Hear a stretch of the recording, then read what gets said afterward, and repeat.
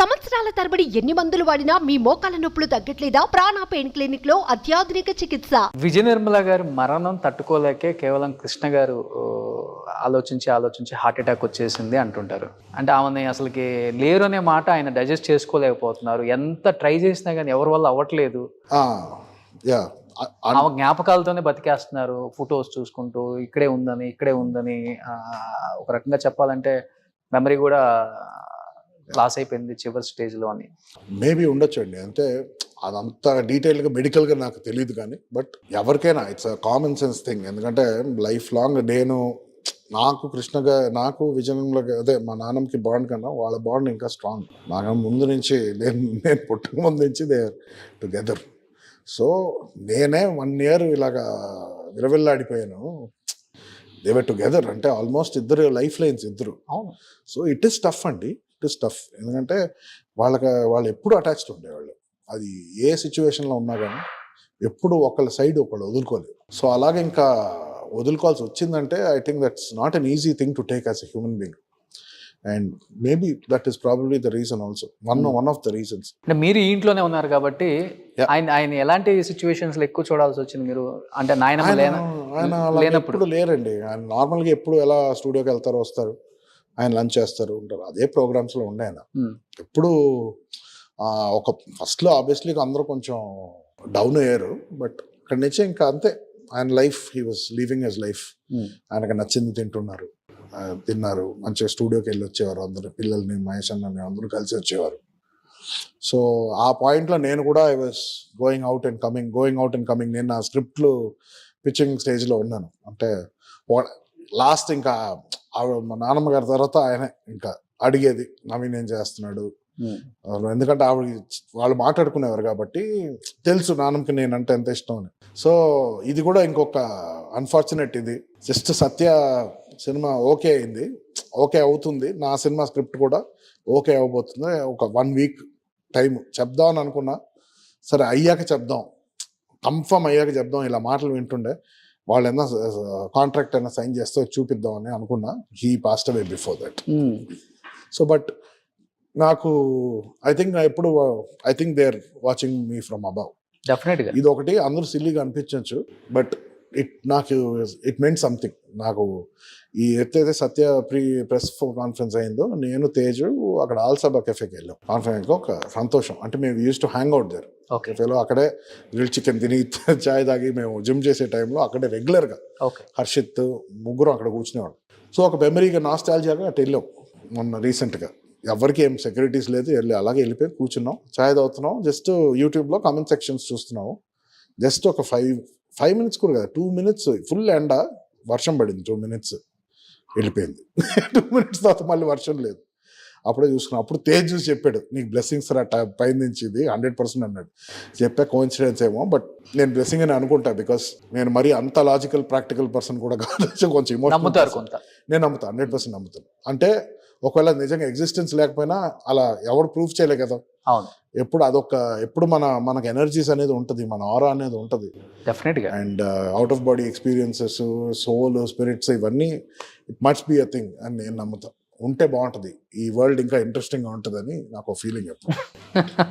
But Mahesh Babu గారు చాలా try చేశారు. కృష్ణ గారు, విజయ నిర్మల గారు లేకపోతే ఆ ఇంట్లో ఉండలేరు, ఆయన దగ్గరకు తీసుకెళ్దాము, చాలా వరకు ట్రై చేశారు. కానీ నేను రాను, విజయ నిర్మల గారు జ్ఞాపకాలతో ఇక్కడే ఉండాలి అని పోలేదన్నారు. మీరేమంటారు దాని గురించి? నేను వాస్తవం అనుకున్నాను. కరెక్టే. You wanted to stay. ఒక పాయింట్ తర్వాత ఉన్న చోట ఇల్లు అయిపోద్దండి, అదే మన హోమ్ అయిపోద్ది. సో ఫర్ ఇన్స్టెన్స్ ఇప్పుడు నేను ఇక్కడ ఎక్కువ ఉండలేదు. I stay in my apartment అక్కడ వాల్ఫేజ్లో. ఎందుకంటే I wanted to get use to distance. Okay.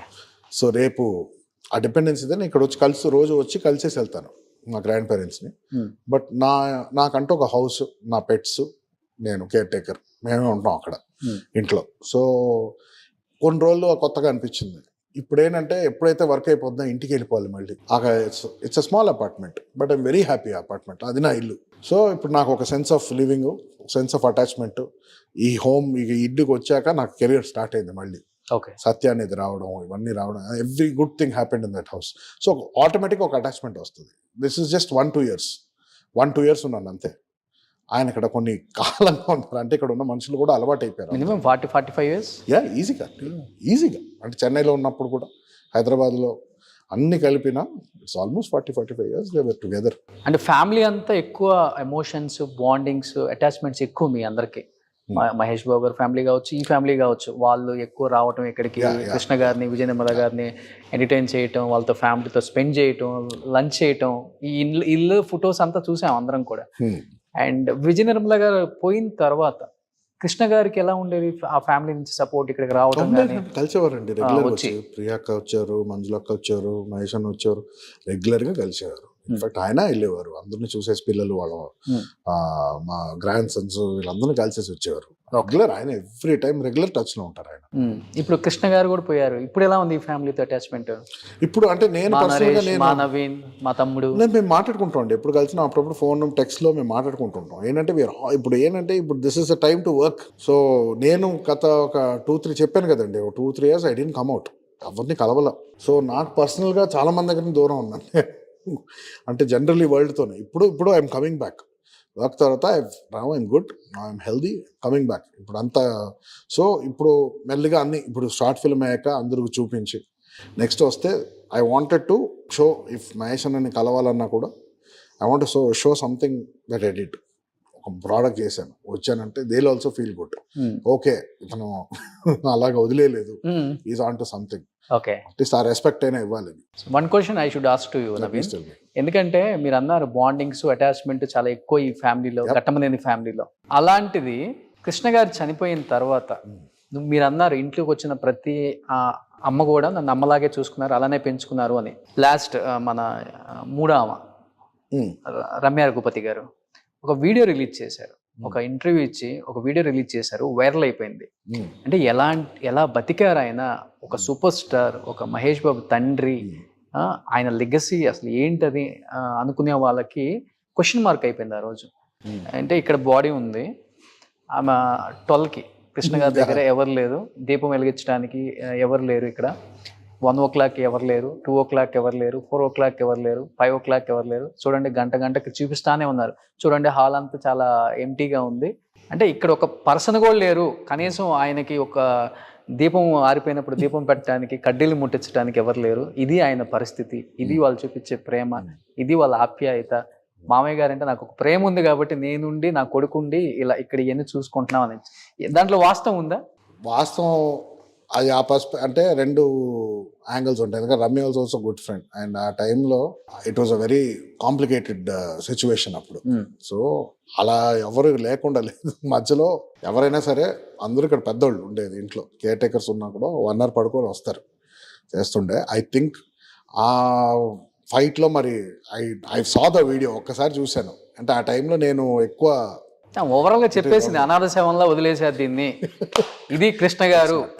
It's not true, definitely not true. అంత కాదు. ఇక్కడ అందరికీ ఇక్కడ ఏంటంటే ఆ టైంలో ఎల్డర్స్, అంటే ఇంట్లో ఉన్న వాళ్ళు అయితే దే ఆర్ ఆల్ ఎల్డర్స్, వాళ్ళు పడుకుంటారు, వాళ్ళకి ఒక పాయింట్ తర్వాత they can't stay awake.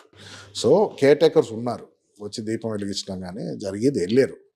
So ఇక అక్కడి నుంచి ఆ ఒక సిచ్యువేషన్ ఏదైతే ఉందో బిట్వీన్ హర్ అండ్ డాడ్, ఇంకా వన్స్ ఆ కాంప్లికేషన్లో వెళ్ళాక ఎవరు ఎలా రియాక్ట్ అవుతారో అది మన చేతిలో లేదు ఇంకా. సో ప్రాబ్లం వాస్తవం అయితే లేదండి, 100%. I can tell you that. చాలా ఎలిగేషన్స్ చేశారు ఆ నాన్న మీద, దాంట్లో ఎన్ని నిజాలు ఉన్నాయి, ఎన్ని అబద్ధాలు ఉన్నాయి? If I was a part of their life నా టైంలో, అది వాళ్ళ ఇష్యూస్. అది ఐ నెవర్ ఆస్క్డ్, అంటే dad never shared about his problems, neither did I ask.